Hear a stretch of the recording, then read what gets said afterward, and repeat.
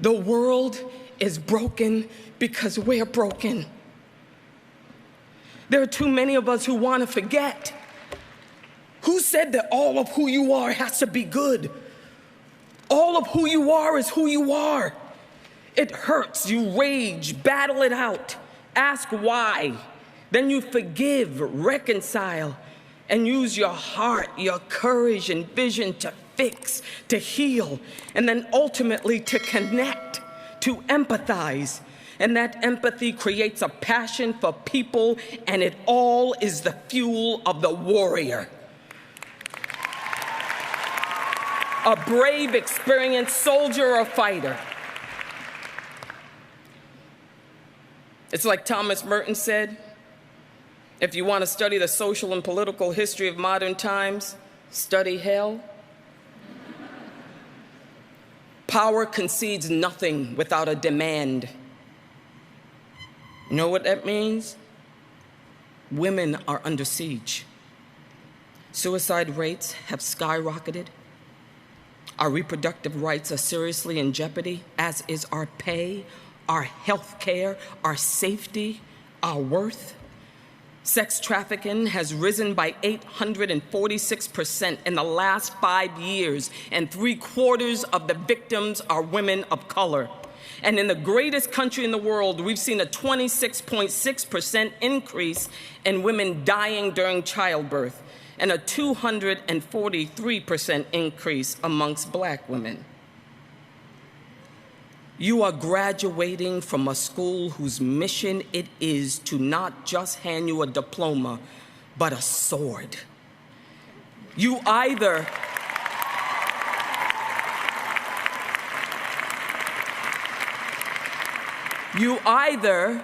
start wielding it, or you put it away as a conversation piece. Because there is a cap to success. Now, everybody tells you that's what you got to hit. That's the best of the best that you can have in life. And then you hit it. And then comes disillusionment, exhaustion, isolation, the imposter syndrome, and a loss of passion. Because no one talks about the real final cap, the real ceiling. And that significance, the living life for something bigger than yourself, is a hero's journey.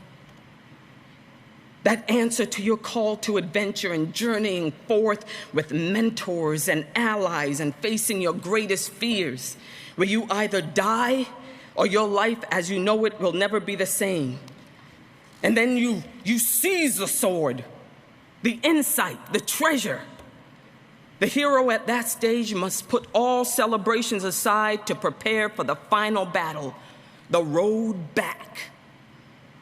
The road back is the moment where the hero goes back to the ordinary world, where she must choose between her own personal objective and that of a higher cause.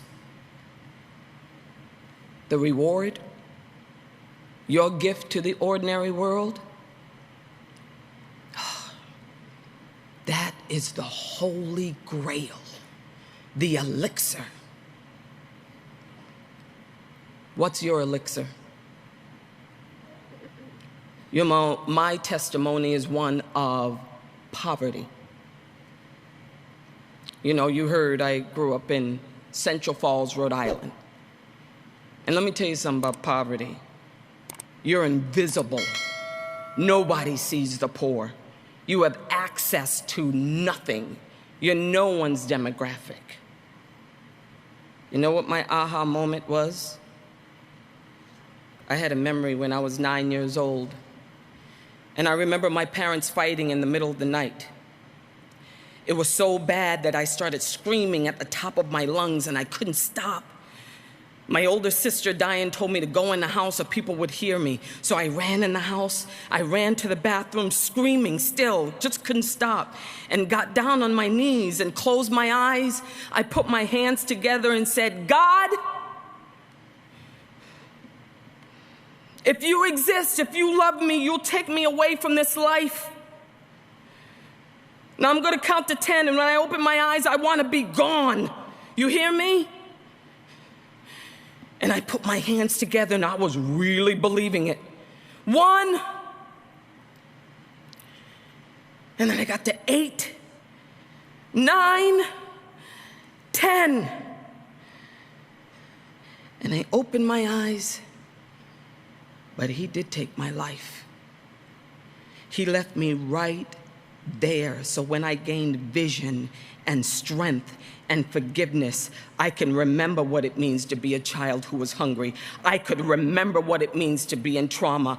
I could remember poverty, alcoholism. I could remember what it means to be a child who dreams and sees no physical manifestation of it.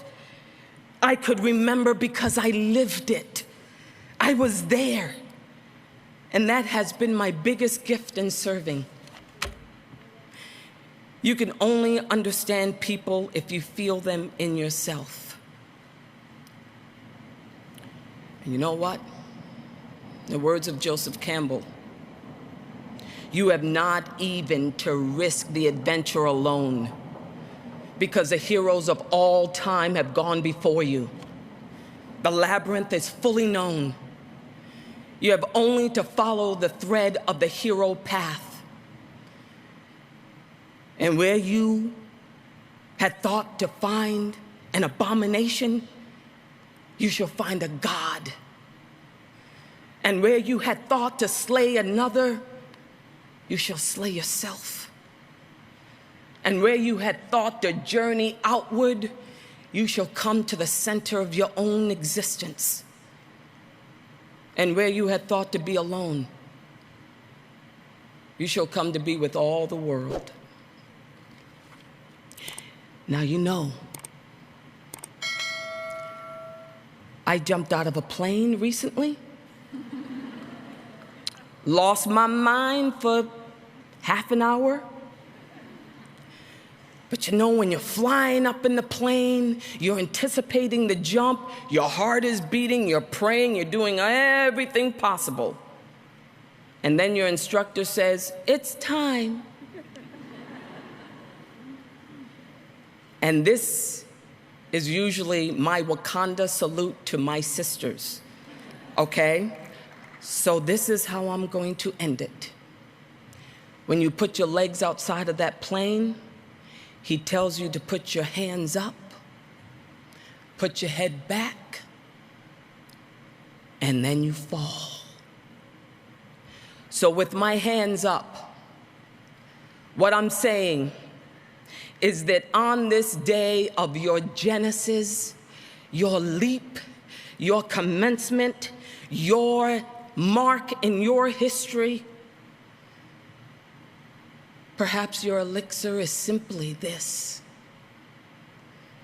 that you can either leave something for people or you can leave something in people. Thank you.